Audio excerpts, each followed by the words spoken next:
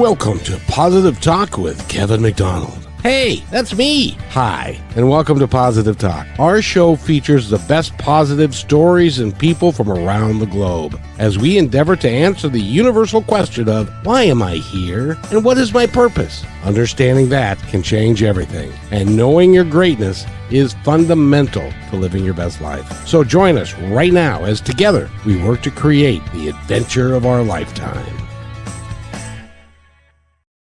Sometimes the adventure of our lifetime is finding out how to live properly and with good etiquette and not to blow up your whole world. But before I go there, and before I introduce Kristi, I've got to mention this, and that is this is an announcement, a really big announcement, and that is that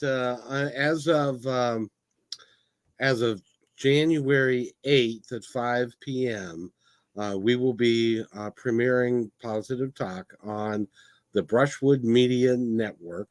And that is a syndicated network that is all over the world and features some really cool shows. And we were glad to be part of that. And that's just something that we're just adding to our little repertoire of stuff that we do. And so we're doing the podcast, we're doing the radio, we're doing the TV, we're doing YouTube and all that kind of good stuff. And the whole idea is to get the word out about people that are doing some incredible things and who have incredible things to share with us. And this is no exception. Kristi Spencer is our guest. She's got the Polite Company. And Kristi, how are you? I'm doing great. And congratulations on your big announcement. New year, new things happening. Exactly. How did that opening sound? Could you hear it okay? I could hear it perfectly. It was very good. It has a great message.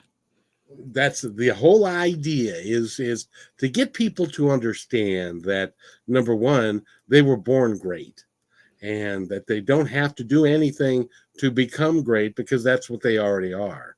We just don't recognize it. And so it takes time and effort to figure it out for ourselves that we really are a great individual. There's nobody else. There are 8 billion of us on the planet, and there are no other Kristi Spencers. I can tell you that right now. That is probably a good thing. But there are a couple of etiquette nerds out there like I am, but there's not very many. And some of us decided a little bit later in life that we were going to, live our truth and embrace our inner nerd, and makes us happy people. I love that. I'm embracing my inner nerdness. I am. But what you do is very, very important, especially today, because as we've started to have dinner on TV trays in front of the TV, we don't get around and we don't get socialized as much as we used to. We're on social media, but that's hardly being social. And so a lot of times we don't have the etiquette that we could have if we wanted to live the life that we would be proud of in any social situation. And that's what you teach people, is how to do things in a social situation that really makes sense. And you took the time, and I really appreciate it. You took the time to write a few things down for me so that we could talk about etiquette and as it applies to certain times of the year. And we're going to talk about New Year's Eve etiquette a little bit, but that could be at a birthday party. That could be for, Valentine's Day or any of the holidays where you're getting together with other people. It really is important that you have etiquette and understand so that you don't embarrass yourself in front of your significant other. I've done that before. That's not a very good idea. It's not necessarily making a perfect first impression. It's not?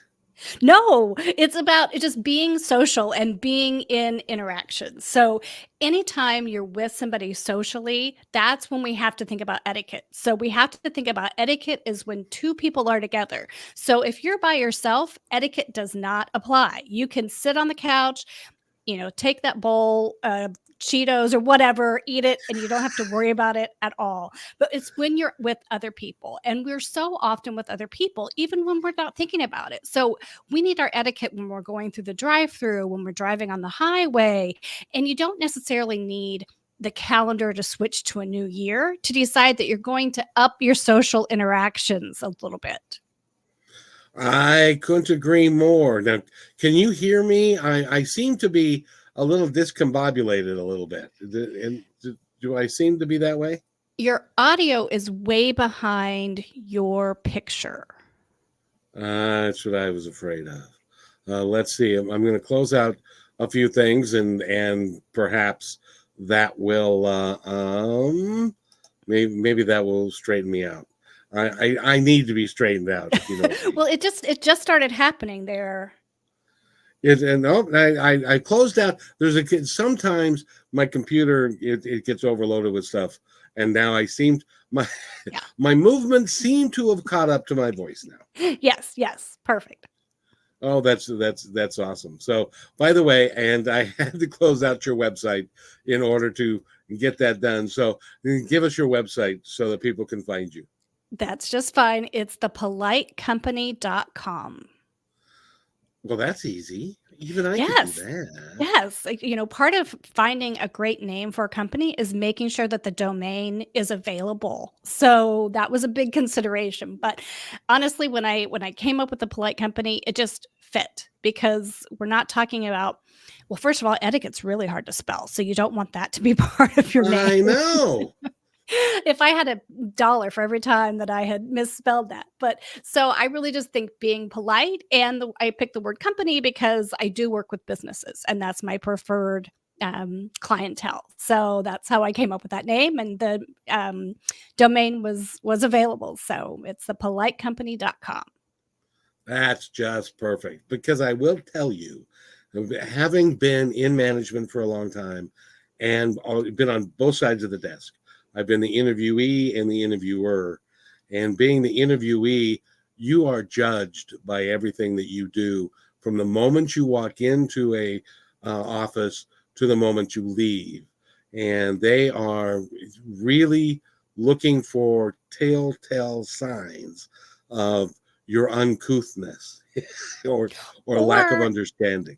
Or they're looking for telltale signs that you have had some etiquette training. And so there's kind of both sides of that coin. So there are some things that you can do that really let people know that you've had a little bit of etiquette training or you've been keeping up on it. And even if you watch social media accounts, that is a great way to learn etiquette. Explain. So I'm on Instagram every day giving tips, and there's a lot of people who are going on and they're telling you the right way to do this or the wrong way to do that. Even the way that you hold a wine glass at a party will be a giveaway as to whether you've had etiquette training or maybe you haven't had etiquette training. And so it's very accessible now that we are in a virtual world to get that training, but then it's also a lot on social media. The only part is you have to figure out who knows what they're talking about and who's just making stuff up. So I encourage people to go with somebody who's reputable. So of course, Emily Post is a great resource. Ms. Manners is a tried and true resource, but be careful that if depending on where you live, that you're learning the correct etiquette for where you live, because French etiquette and European etiquette can be very different than what we're doing in America, and that you're learning from somebody who actually knows what they're talking about and they're not just making things up. You brought up the wine glass, and I wanted to. I'm having problems again, apparently. But you can hear me. Am I I can't. real Yes, time audio wise? yes, you are. Okay, good. I went to a Christmas party with my wife at my boss's house. They had a white carpet. She had a glass of wine in her hand and was just standing there minding her own business, and the wine glass just slipped out of her hand and broke on the floor. What could she and it that became kind of a big deal. What could she have done differently? How should she have been holding her wine glass? So when you are holding a wine glass, you want to hold it by the stem and you don't necessarily want to hold it by the bowl. That gets your fingerprints all over the bowl. So you want to hold it by the stem as opposed to by the bowl.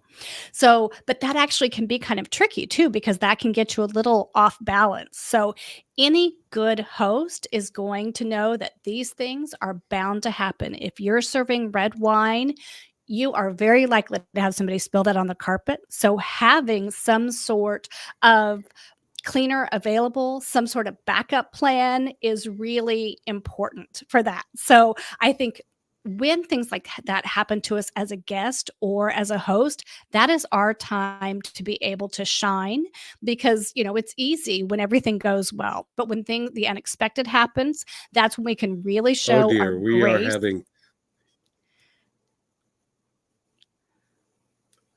yeah. we are Christy, we are having technical I difficulties. And think so your let is me your do video this. looping? I don't know what it's doing. It really is quite weird. So tell you what, because this is a podcast, we can redo this. So let me go ahead and restart my computer and then come back Okay. to StreamYard. Is that Do you okay? want me to exit out or just hold on? You can go ahead and why don't you go ahead and exit out and then come back in like 3 or 4 minutes because this is just going to drive me nuts. Okay. This That's is not normal. that's fine. We'll figure it out. Yes. Yeah, hold on just a second, and I'll be right back. If you are tuning in right now, we're having technical difficulties, and so I'm going to try and fix it. So come back in 5 minutes, whoever you are, and we'll be right we'll be right back. So stay tuned for more.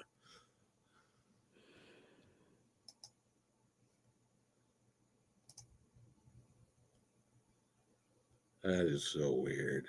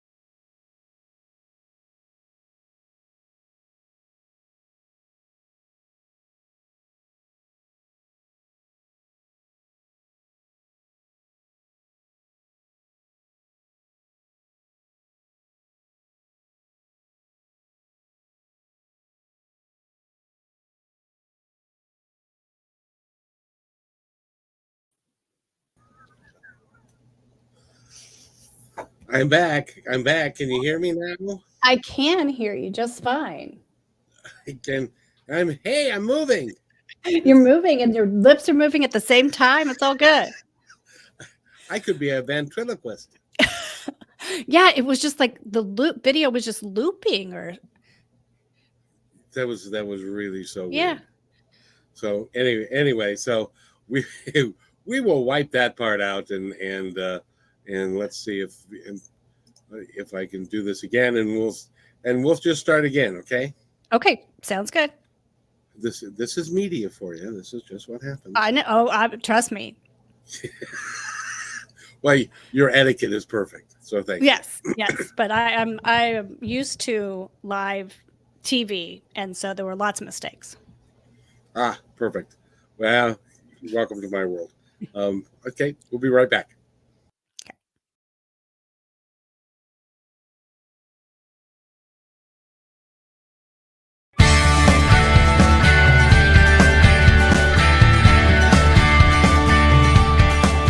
Welcome to Positive Talk with Kevin McDonald. Hey, that's me. Hi, and welcome to Positive Talk. Our show features the best positive stories and people from around the globe as we endeavor to answer the universal question of why am I here and what is my purpose? Understanding that can change everything, and knowing your greatness is fundamental to living your best life. So join us right now as together we work to create the adventure of our lifetime.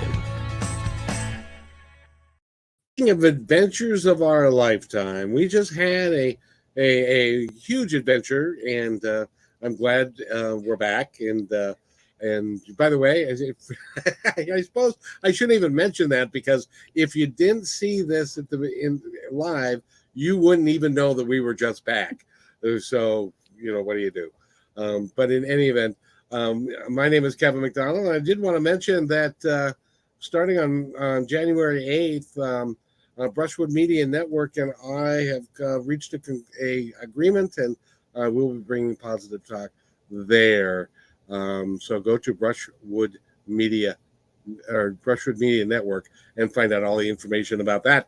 But Kristi Spencer is with us. She has a company called The Polite Company. She's an etiquette coach, and she helps people do all that. And we got to start at the beginning again, Kristi. So I think I seem to be okay now. Yes. We just had our own little red wine on the white carpet moment where things We did not did. go as planned. So we can fill people back in on that story. Yes, indeed. Well, and we started off with, and I think this is really, really, really good advice, because I went to a Christmas party for my work, and the district manager was there. All the other general managers were there, and their wives, and my wife was standing there with a glass of wine in her hand, and suddenly, just out of nowhere, the glass just fell out of her hand, and fell on the floor. She had no idea how that could have happened, but it just kind of happened.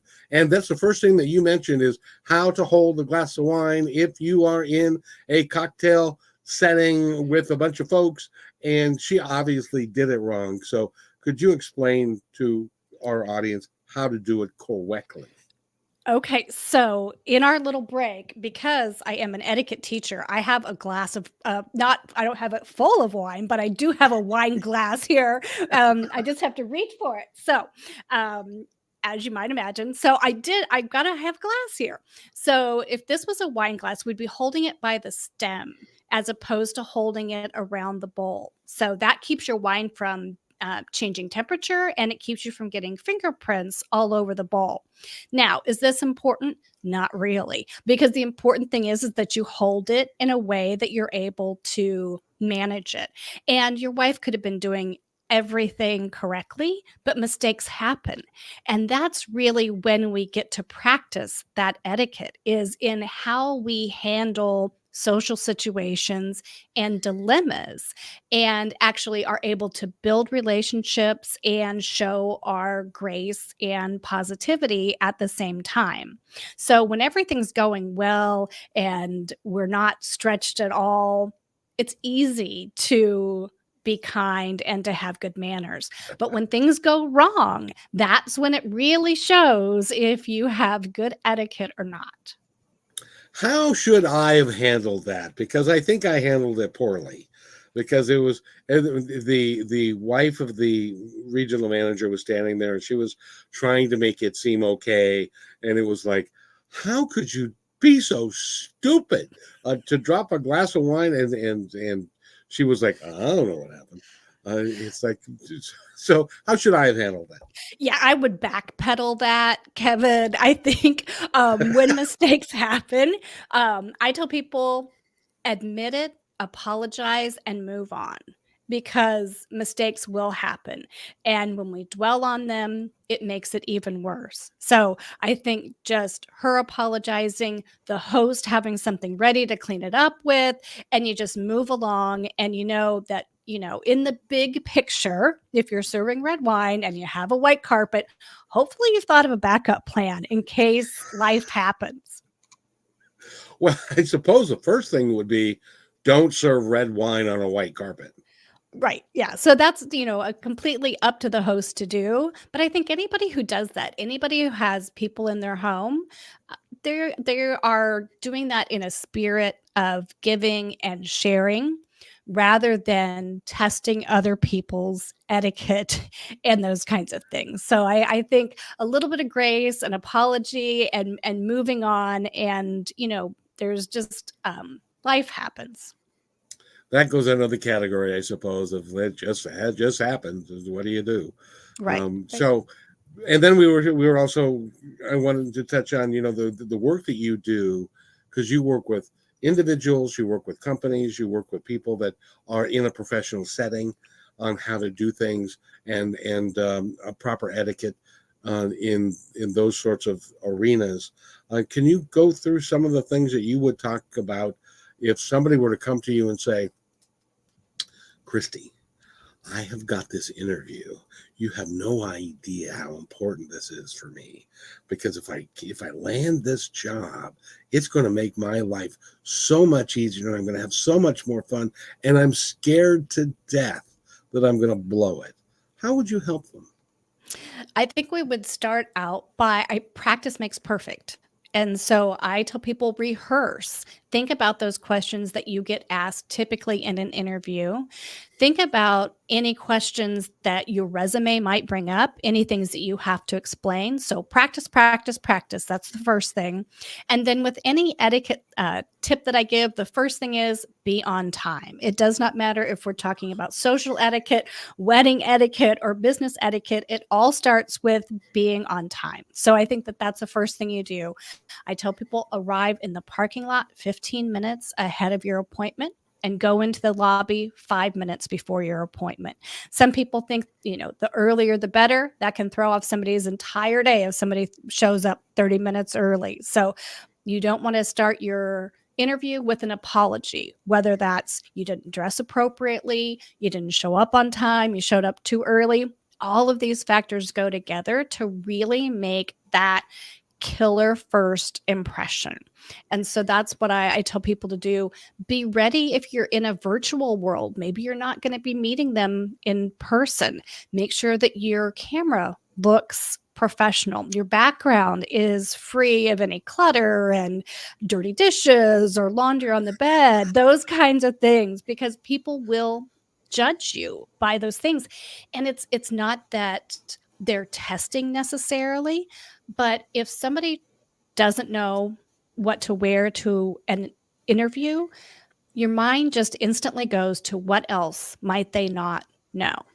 And that is not the impression that you want to make in those job interviews or in any social interaction. Well, it's interesting that you say that, because one of my pet things has always been, if you want this job and you can't be on time to the interview, what makes you think that I'm going to suspect that you can be on time for your job?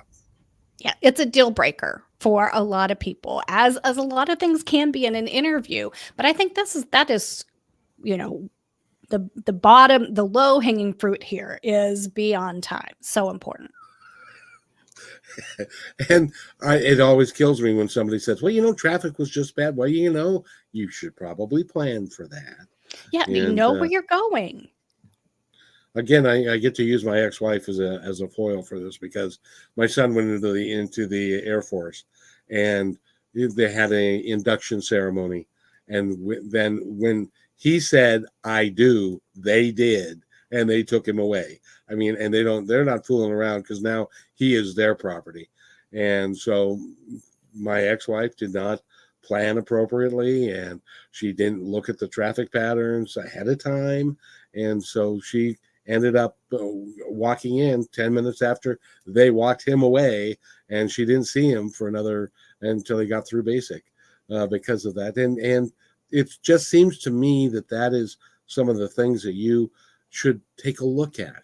What is traffic like that time of day, going in the direction that you're going to? What How long is it going to take you? And then plan for what, a half hour plus, to make sure you get there. Yeah.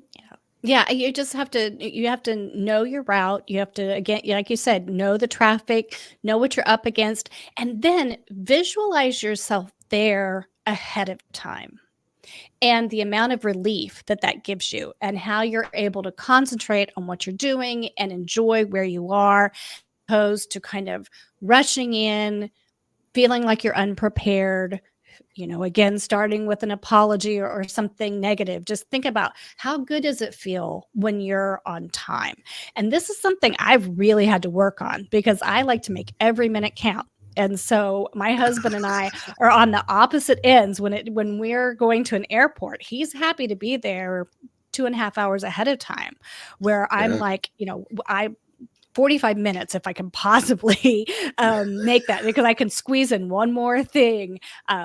But it's visualizing yourself there on time, and how good that feels, and how that relieves the pressure for you, I think, is the important thing to think about. And then don't think about what time you have to be someplace. Think about what time you need to leave where you are presently to get there in time, for those of us who do like to squeeze a lot into our day. Well, and I'm not a woman. I've never had to put makeup on. I've never had to go through all that rigmarole that they do to gussy themselves up, especially for an interview. Do you guys have a good sense for how long that takes, or does it just take longer, and so you need to prepare for that too? I think it can, and sometimes you just got to know when to just cut bait and call it good. This is as good as it's gonna get. And you have to think, here's another thing about etiquette, is so many times we have anxiety and we think that people are looking at us more than they actually are. And so when we do think those kinds of things, because I'll worry about, what swimsuit I'm going to wear to the beach. And I'm thinking, my gosh, I'm 50 years old. No one's going to look at me no matter what I wear. So why worry about it? I think that is, having that self awareness that people really aren't paying attention to you in a crowd as you probably think they might be. So go with it if it means being on time. I suppose the only way to really get that solidified in your mind is to go spend a weekend at a nudist colony where nobody's wearing anything. Then you can't hide anything anyway, and so you get used to that, I Yeah, suppose. and your prep time is considerably less. That's right. You can't put makeup on an entirely fat body. It doesn't Right. work. So, but that's so one of the things that you did for us, and we're going to have to take a break here in just a second. But one of the things that you did for us is you put together a list of things that would be really good etiquette for a party, but more specifically for like New Year's Eve or a formal event or something like that you can plan for and stuff like that. So we're going to talk about that when we come back. We're talking with Kristi Spencer. She's got the Polite Company. It's thepolitecompany.com, is it not? It is. Thepolitecompany.com, Kristi Spencer, and she's going to tell us how to behave on New Year's Eve when we come back.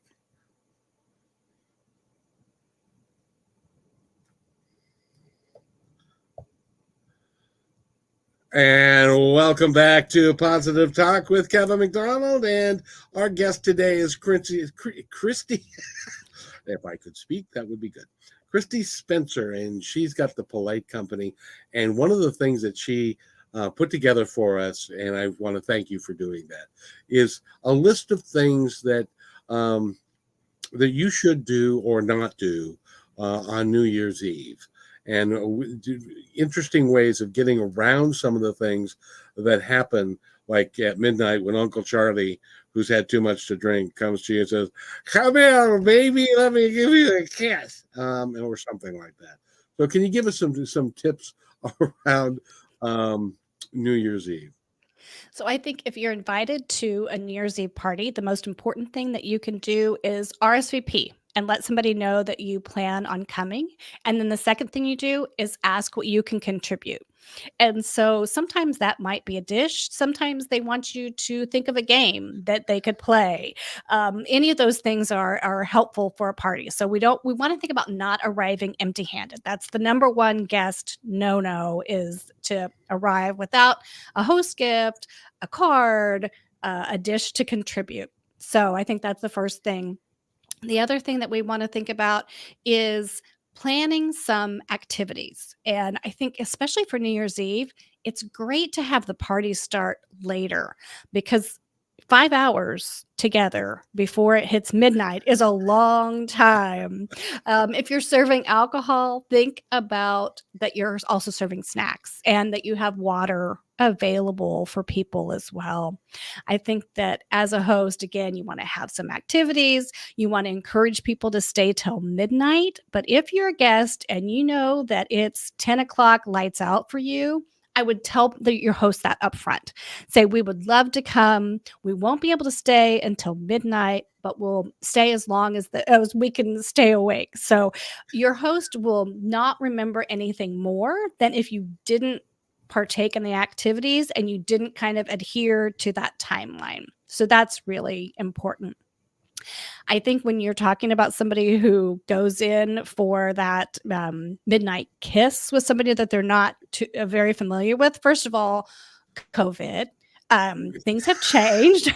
Not only that, but I mean, like there's just so many reasons not to go there. But one thing that you can do to prevent that from happening is when it goes to midnight, take your friend who does have a date and is planning on doing that kiss, take their phone and offer to take a picture of them. That way you're occupied, your hands are occupied, and you've got a little defense mechanism there to keep that person from coming in for the kiss or the hug. And if you do decide to kiss somebody, you can always say, "Can I give you a New Year's kiss?" Giving that person an in to say yes, or "I'd rather not," or offer their cheek. Those are kind of some things that we can do. So a lot of people are superstitious and they think it's bad luck, and it's a bad omen for the year if you don't have that interaction at midnight. But let's just, think about all of the reasons that we might not want to do that. I suppose putting on a mask right about midnight would be a little obvious. Huh? You know what? Whatever it takes. I think it's more accepted to wear those masks now, but I think sometimes, when we are going to those New Year's Eve parties, and I remember going to a New Year's Eve party in 2020. And looking back on that the next year, we didn't have a party the next year, and thinking back, like, how much has changed socially within that year is that I tell people I really don't encourage people to even do the clinking of the glasses because again, we are so much more conscientious about germs than we used to be that it's like boundaries have changed and what we're comfortable with has changed. So, if you are not a person who's concerned with wearing a mask, you're not a person who's necessarily concerned about germs, think that there are some people who still do have those boundaries and they're not quite as comfortable as they were in January of 2020. Well, it's like in my case, I've never had COVID. I don't want to have COVID. I have no need to have COVID. So don't give me COVID. And so consequently, I'm not interested in getting. Can you give somebody a kiss from 5 feet away? Kind of Yeah, blow them a kiss. They'd be like, I "Oh, here you yeah, go." I think, just a air high five is just fine if you're not comfortable with that, but I don't think that anymore we have that social pressure to kiss somebody at midnight unless we are living with them or, we are, accepting that responsibility and that risk. So that has definitely changed. Another thing that is if you don't feel well, do not kid yourself into thinking it's just allergies, it's just a cold. If you have a cough, stay home. People do not want to be around you. So that's something else where we used to kind of get by and think, oh, it's just the sniffles, it's just a cold. That has changed for people as well. If you don't feel well, people are happy for you to stay home. More than, Yeah. and I'm happy to go home if you're there. Right, You, right. because nowadays you can quite literally kill somebody. If you have COVID and somebody has an underlying condition and is older or whatever they are, and they get it from you, they could die. And people are saying COVID's gone away. I don't think it has. It's changed a little bit, but different variants are out there. But I don't think it's going to go away anytime soon. Yeah, and I think regardless of COVID, we're always gonna have health concerns that we are more conscientious about now than we were before. And that is probably let's take the good out of that situation and that positive out of that situation and use it to keep ourselves healthier whenever whatever we're looking at and facing. Exactly. I wouldn't be a bit surprised if this New Year's that they have a New Year's Eve party via Zoom. And I isn't that amazing? Because we used to think everything, if it wasn't in person, it didn't count. And now families are able to get together virtually, where maybe there was a generation who wasn't comfortable with doing that, but they had to get comfortable doing that to have any, social time with people. And so again, it's taken the positive out of that situation. We have the power to be more connected now than we were before COVID. So we can either lament about how things have changed and how people's views not be the same as you, or you can think we now have more power than we've ever had before to be with people.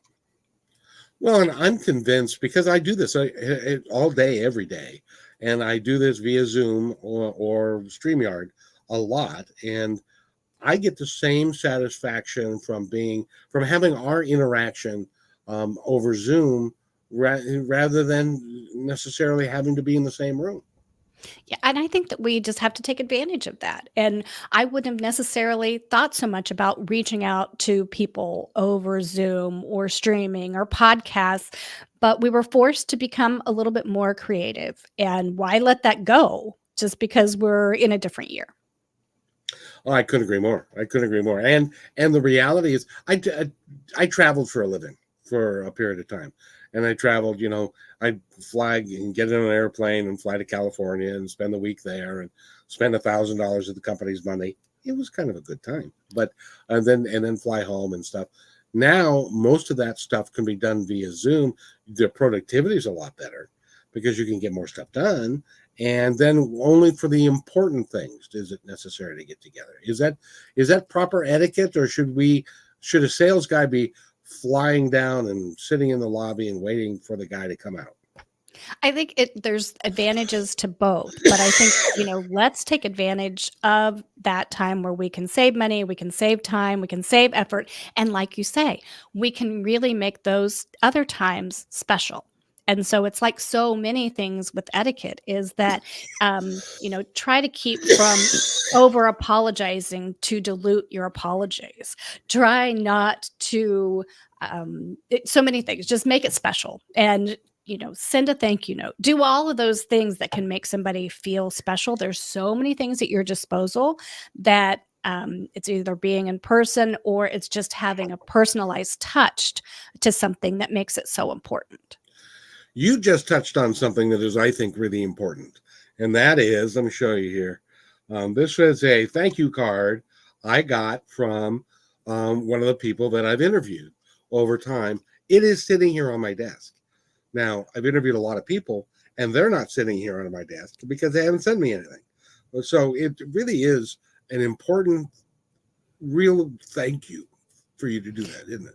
Yes, and it's so important, and it's a handwritten thank you note. When I talk about people being able to maybe decide whether they want to change over the new year or they want to do something different in their life at any time, is start sending thank you notes out. A handwritten thank you note is so, so powerful and so important.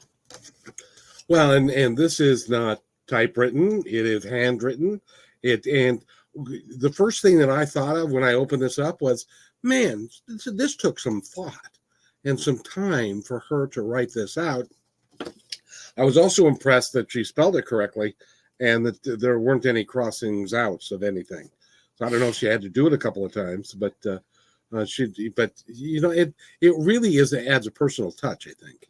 Yeah, and it makes that first impression. So, I mean, you've already had the first impression because you've met with them, but then that impression lasts because they've taken the time, they've handwritten something to you, and it can be very simple. We're talking 3 to 5 sentences, but it's just doing it, getting that stamp on it, putting it in the mail. That's so important. And it really leaves it. So if you are somebody that is looking for a new job and you are in the interview process, is it appropriate to send the interviewee or the interviewer a thank you card or a thank you note for interviewing them? It is crucial. I tell people only send the thank you if you want the job. So, that is such an important and easy thing to do. You can write it as soon as you get done of the interview, get it in the mail within 24, 48 hours. You can also send an email if you're afraid that that decision might be made of who they're going to be hiring before they would get that thank you note. It's fine to send an email that says thank you, but then also follow up with that handwritten thank you. No one ever complains about being thanked too much. That is so true. And the other thing that you can do, and I've done this myself, is to make sure that you are bothersome, not bothersome, but that they're aware of you. I went to an interview one time, and I was sitting across the desk from the general sales manager, and he said, "You have no idea how many applications I've got." I said, "Really?" And he pointed to a stack that was 2 feet tall of resumes that were on his couch, and he said, "These are all the resumes that I've gotten for this job." and, and then he said, "Why should I give it to you?" And kind of thing, because he was using it to make a point. But that's, you have to distinguish yourself somehow, don't you? Yeah, absolutely. It's really important to do that 100%. And that may mean just dropping a email that says, "Hey, just thinking of you, and I would love to come to work for you," or even to send them tips of things that they or articles, or are those appropriate things to do as well? Oh, I think any point of contact that you can make is really, really important. So take that opportunity, and people are hesitant because I think, is that going to be weird if I do that? Well, okay, first of all, think about the appropriateness, maybe bounce that off of somebody else. But taking the time to reach out and do it is really important, and it can't hurt. Now, how about the relationship between the sexes of an employer male and a interviewee, pretty young female?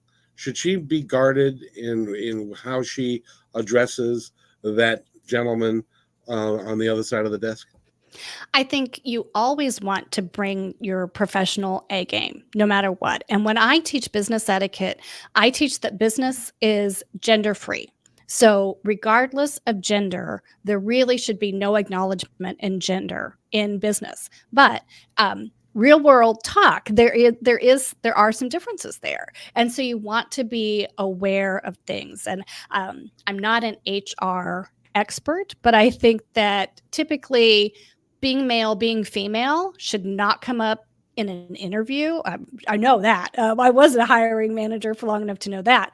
But I also know it's just not proper etiquette to bring up gender at work in any situation. It's just too much of a loaded question. I had a fellow salesperson, a very pretty blonde, and she had a customer who was a executive chef, and we screwed up their order like really badly. Screwed it up, and we were concerned that we were going to lose the customer. And she said, "Oh no, don't worry about it." Well, why? And she said, "Well, I'm just going to put on my short red dress and sit on his desk, and he'll be fine." That does not work. I mean, that should not be what happens at all. So I think we are lucky to be in a different time and a different space where we can value people for what they can contribute and their qualities and the things that they can do professionally. And it has nothing to do with their gender or their looks. It has everything to do based on ability. Well, I'm glad to see that the light has come on to some of this gender inequality and some of the things like the casting couch and some of those things that are going away into the distance because we don't need any of that. No, Um, yeah, we're way past that, and we're all about having social interactions and making everybody feel valued and cared for and respected. and say that again because that bears repeating. Yeah, I think we're all about teaching the value of people, to care for other people, and to make other people feel respected. That's really the basis of etiquette. And so let's talk about you a little bit, Kristi. When did you start doing this? When did you decide that this was really your passion and that you really enjoyed talking about etiquette and helping people, you know, learn how to use, better etiquette to achieve what they want in life? It's that typical COVID 2020 story. Decided, hey, I want to do something different. I want to change what I'm doing. I want to have my second act. I want to do something for myself. And so I made a switch from doing local television news and switched to being able to teach etiquette. So I learned from the Emily Post Institute and had really just taken that as just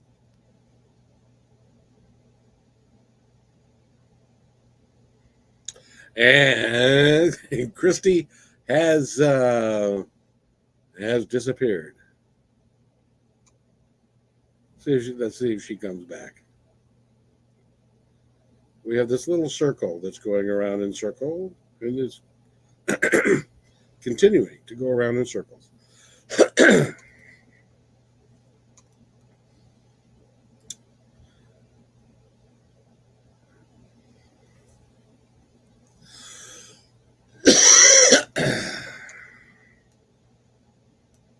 And it's continuing to go around in circles as we're waiting for. I don't know if she can hear me or not. Nope, she's gone. Well, let's hope she comes back here in just a second.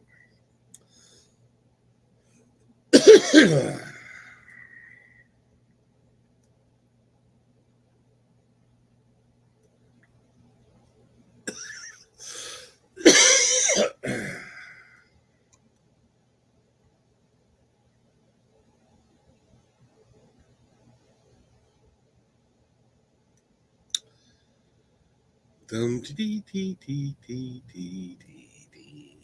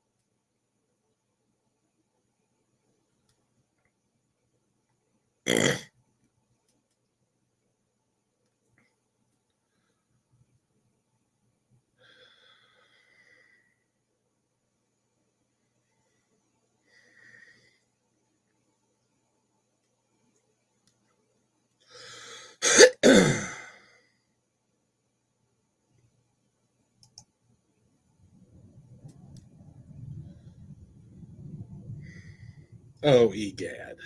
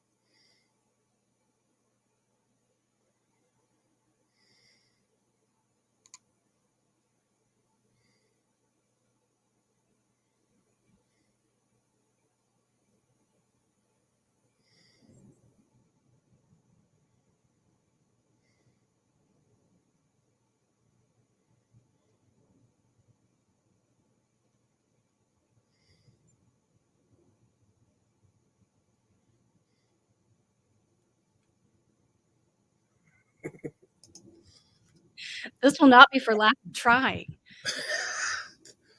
That is the weirdest dang thing I've ever seen.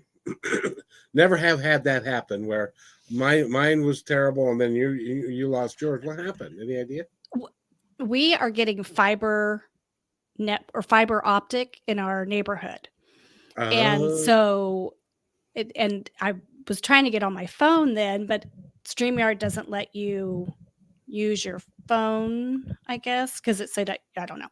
So anyway, I alternate source here. Apologize, sorry. And it no, happens at the worst times. well, I believe I could be wrong. Are you into astrology at all? No. I know I'm a The, Taurus. That's all I know. there's something called Mercury retrograde, where Mercury's supposed to go in back. Anyway, the people that swear by it say it affects electronic devices. Oh, well, it we just have we live in not rural Missouri. We live in a country club neighborhood, but the internet is not great. And so I cannot wait for fiber optic to get here, hoping that it will be better than what we have now. Oh yeah. Oh well, and it will be. What part of Missouri are you in? I live close to Joplin, Missouri. Oh, that's right. That's right. Because Springfield, Springfield, Missouri. That's where one of our plants Yes. was. Um, Okay. um, Yeah. it's because you got a lot of chicken stuff over there. Well, we can live in a country club neighborhood, so we don't have a lot of that, but you don't have to go far to get it.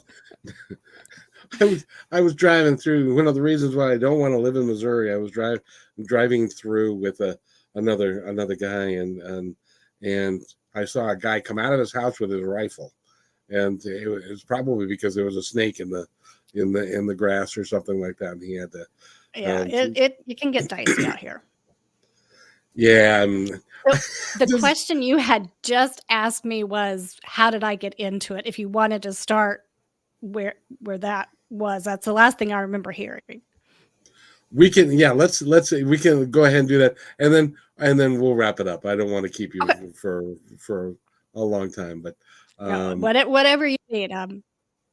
so so by the way, we're talking with Kristi Spencer, and go to thepolitecompany.com. And as a way of wrapping up, I know that you were in media and I worked at a television station. Well, there's a lot of us that haven't done that and haven't been working in a TV station. Describe for us what that's like, what a day was for you to work in a television station. Well, definitely high pressure and probably illustrated every etiquette don't that one could possibly do in a high pressure deadline driven um, industry. But I don't care where you work. You can bring some civility to it, and you can bring kindness to it, and caring for others for sure. So it was about telling other people's stories and being able to communicate effectively. We had to make great first impressions because we wanted people to watch us. And so I've been able to translate a few of those things, but a lot of things are very different. So being in television was really rewarding. And then I did it for 23 years. And after that amount of time, you might be ready for something new, and it's okay to change it and do something different. And I wanted to focus all my efforts on doing as positive of work as I possibly could do. And that was my reason for kind of changing and doing something different. A lot of us, because we have no idea the hierarchy of a newsroom and how it works, is that the on-air talent, are they're portrayed in the media as being the boss or the one in charge. I tend to believe that that's not necessarily true. Is that it's more the producers and the directors?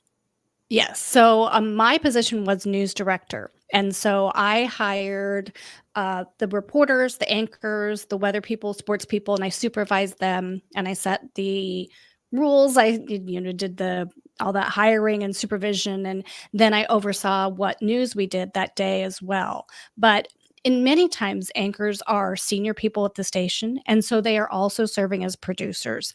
And so many people think that an anchor just shows up, they've seen Anchorman, just shows up, reads something, and then, leaves and has coffee in between shows. We had anchors that were very involved and that had been at the station for a long time. And so they were an integral part of the station.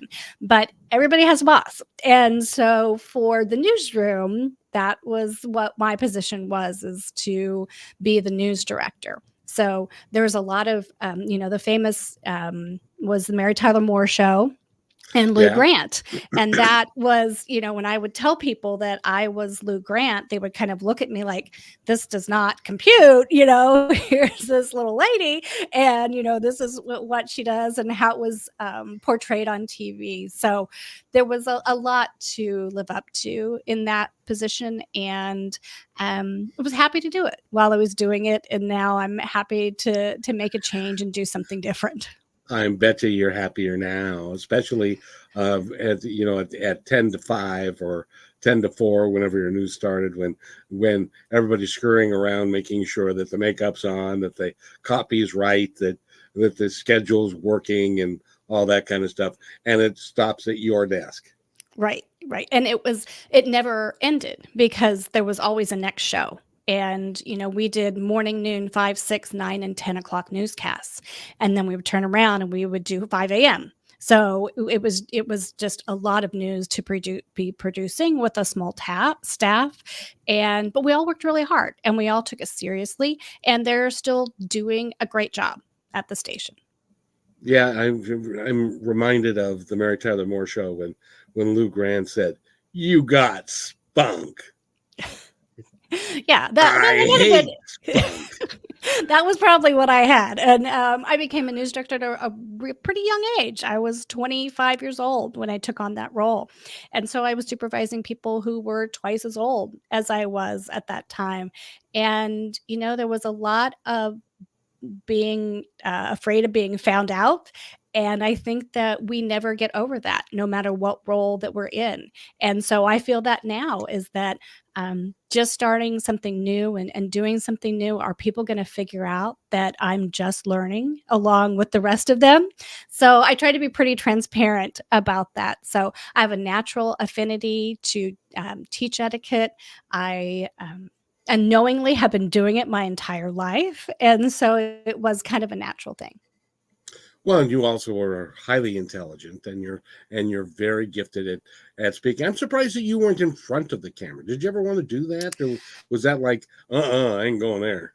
I did not. I was an intern and I did a little bit on camera and I did some producing work. And of course, we're made friends with the anchors. And I went to the grocery store with an anchor one time and she couldn't even shop. And I thought the last thing I want to do is not be able to go to the grocery store. And so being behind the scenes for me at that time was the thing to do, which is so funny now because I do quite a few TV spots and I do podcasts. So I would have never thought in a million years that I would be the one in front of the camera after all that time of trying not to be. But I think that I finally found something unique that I have to say. And you're very good at it, by the way. And Well, if you thank go you. to That's a high compliment from you. well, gee whiz, thank you.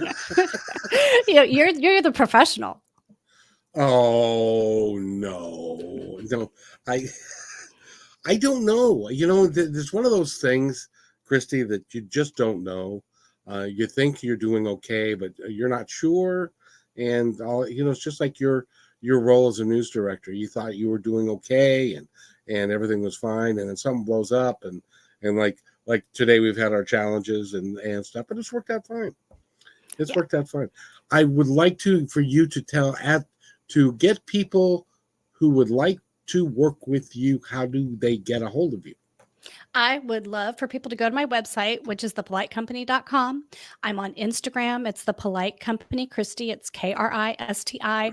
I give advice every day for people. I love to work with businesses to give your employees something that they have not been able to learn in their college degrees or in their experience before. So, we're talking about making great first impressions, networking, dealing with difficult conversations with etiquette, and really building relationships in every social and business interaction that we have. I couldn't agree with you more because, even when you're a sales guy, you're always going to be confronted with a situation that you have no control over, that you are now having to respond to. And I like the word respond rather than react, because you need to respond appropriately to get your point across and also to listen to the person and stuff. It really is an art form. And if you can teach that, that will go a long way to helping your sales department do a much better job at their job. Yeah, good manners are really good for business, and no matter what position that you're in. Exactly. And I, I grew up in the restaurant business. So I tend to think, and when I was when I was a manager, that in the restaurant, I think that it's a really good training ground to have to go to a disgruntled table and talk to them about what's been going on with their experience in your restaurant.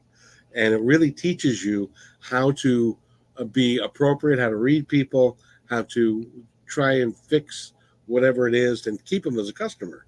And but that's an art form unto itself. So I think everybody could benefit from that. But if they can't do that, they should call you. Absolutely. And there's a lot of resources out there for people. And so I encourage people, stretch yourself a little bit and learn something new. And like you said, it's not about reacting, it is about responding, just like you said. And we got to think we have options.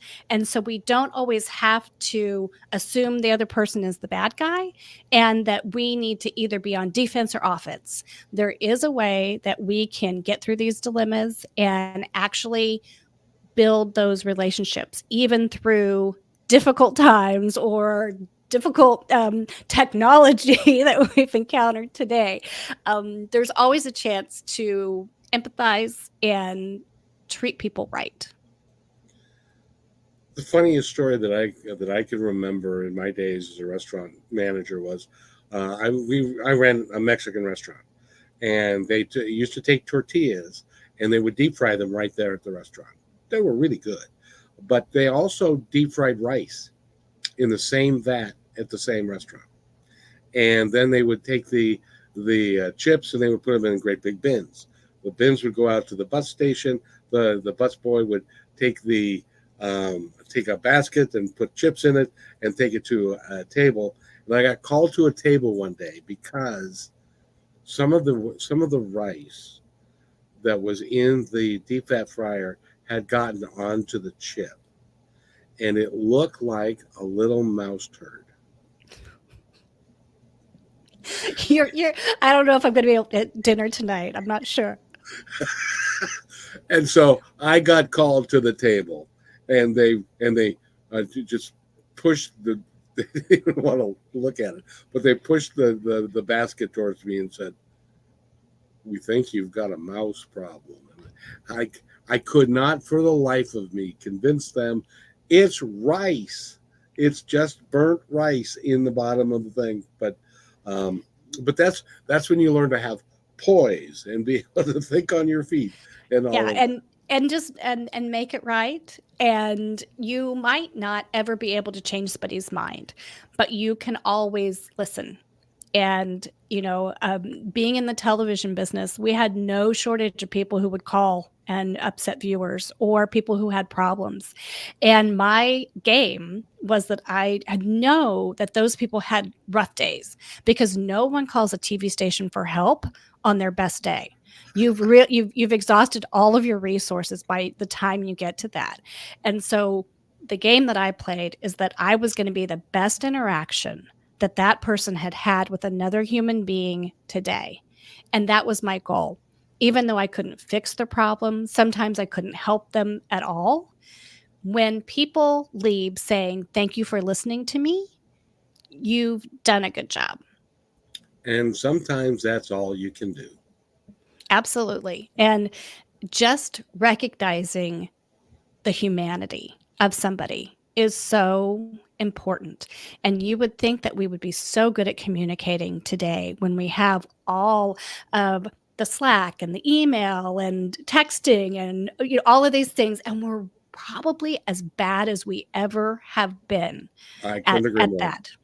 So there is room for improvement. There is room to learn a lot, and I am living proof of that because I love learning, and I've loved learning about etiquette, and I love still helping people tell their story in a positive and beneficial way for everybody. And I will tell you that if being in the business that you were in for a long time and what you're doing now, if you can leave somebody better than you found them, that's all you can ask. That really is. And Yeah. it's very rewarding. It's very rewarding.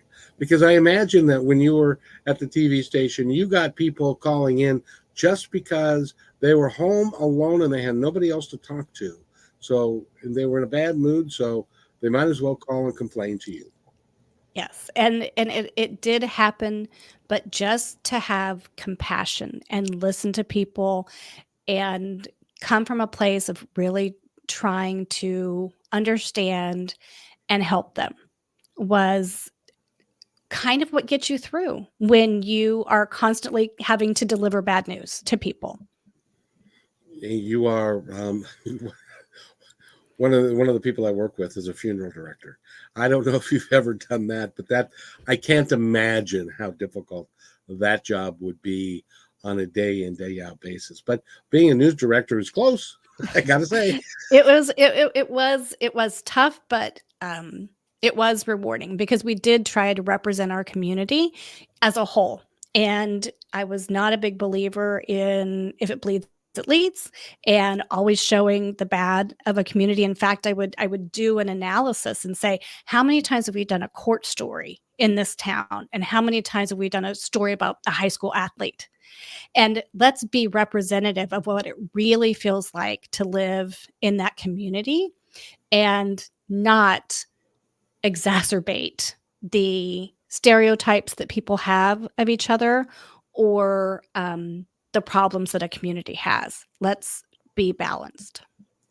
and I've got to reward you again because you live outside of Joplin, Missouri, and you were there when that what was it, a Category 5 Yes. tornado came through, and you were in the newsroom, and you guys did what you had to do, which was spend hours upon hours upon hours being on the air, making sure that people had the information they needed and where they could go get help and that sort of thing. And so I applaud you for that. That had to be a really really difficult day. It was difficult weeks, and we had numerous people in our newsroom who lost their homes and still needed to report to work. About a quarter of our newsroom no longer had a home to go to at that point in time, and so we were all working our tails off. I don't know if you've ever been in a newsroom where that scanner is blaring 24/7 and you're listening to the communications. It was absolute chaos. We had no communication with our reporters or anyone else. It was a really amazing education, which I kind of looked as COVID as the same thing, is that we're going to come out of this so much smarter and so much better for it. But in the moment, it was really tough because the longer that you're in a newsroom, the less you become an outsider reporting on things, and the more it becomes your community and your family who was affected, and people that you lost, and you had to just keep on going. The call that I remember the most was a scanner. They said, "We have run out of body bags," Ugh. and it was just like living. It was an out of body experience because you thought, I never thought in this little bitty newsroom that we would be dealing with, at that time, the most deadly tornado that the United States had ever seen. And it it was an education, and it really did help us to empathize with other people because we were no longer outsiders looking in. We had people who were directly affected, and we were simultaneously checking on our people, checking on people that were being in our group that were transporting to hospitals, trying to communicate with their families and report the news at the same time. And so anybody who does that in any local or national setting has my utmost respect. And it was it was definitely a time where we bonded as a community and as a newsroom and as a team. And it's an amazing thing to look back on. I think you should write a book about that. I wish I would have taken notes, but you had the event, and then you had the aftermath of it, and then you turn around, and then the president's coming to town, and you think, "Holy cow! The last thing we need is a presidential visit." I haven't been home in 13 days, and so it's just interesting, and it gives you such an insight to when things happen in other places, whether it is a war or another natural disaster. Is it makes you think beyond that headline and that 24-hour news cycle and that adrenaline pumping. Is you're thinking about the journalists who are having to report that news, because that's a tough job, and you're thinking about the real people that have been affected. Well, the interesting thing is people don't think about this, that the anchors that were there, if they lost their house, or one of the reporters, they don't have a change of clothes. They don't have a place to shower. You have to find them a hotel, but that's probably full, and stuff. And then because of their house being gone, their neighborhood was affected greatly, and they may have lost people, their next door neighbor or friends, and that yet they still had they still had to go to work to report it. We depend upon them. We would take clothes that they were able to salvage, and we would power wash them in the car garage to get the insulation out of them, so they could still. You just don't think about the lengths that people went to keep doing their job. And we had people who were injured, of course, and we had people didn't have cars because their car was parked outside of their apartment building. And it was not just damaged. It was like an explosion is what it looked like, not just wind damage.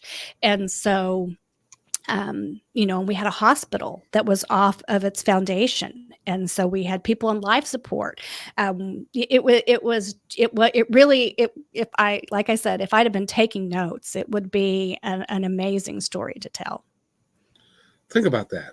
A hospital got knocked off its foundation. And they're built for that, in many cases. So I applaud you, and I think notes be darned. Go write the book anyway. Just remember it. Yeah, I talking about it does bring it a lot back, but hopefully we can kind of look back on it, and just be grateful for what we took from it. Indeed, and that's the one thing that we all need to look at life that way is be grateful, and that we woke up this morning. Absolutely. There's somebody in this world who did not wake up this morning, and their family's affected. It's like I have a good friend that on Christmas, and a lot of people pass during Christmas time, and she got into an accident because she had a medical emergency and passed away. She was like 50, and that happened the day before Christmas, and it just affects us all. And so take care of each other and be kind to one another. So. Yes. Kristi, thank you so much for doing this. It's been a journey, but we made it. But we did. And before we go, is there anything that you would like to add? Anything that you would like to tell our audience? I think I would love for you to visit me. I would love for you to decide to level up your etiquette skills and really understand that it is not about learning a bunch of rules. It's about taking every opportunity we can to respect, be considerate, and be kind to other people. That's my motto. That's my mantra. Be kind to one another because each other's all we've got. And Kristi Spencer, thank you so much. Go to thepolitecompany.com, find out all about her, and work with her. And if you're the head of a company, if you're head of HR, I'm telling you, I was a sales guy and a sales manager for a long time. You want your salespeople to understand and to have the intestinal fortitude and also the grace to handle difficult situations. You need to learn how to do it. Nobody just does it by osmosis. It takes a lot of work, and Kristi can help you with that. So thank you, my dear. I really appreciate you. And you know what? You're going to come back because we're going to have a really clean show next time. I cannot wait. I will be there for it and do my part. Thank you so much. And it's by gum, it's time for you to go have dinner now. And I want to thank you for taking the time. Thank you, Kevin. If you wait right there, I'll be right back.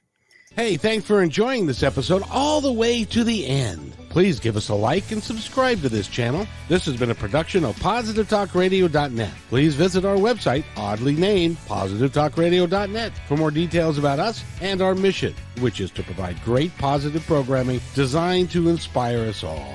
I'm Kevin McDonald, and I'm proud of these shows, and I truly hope that you'll like them and share them with friends and family. So on behalf of our entire team, remember,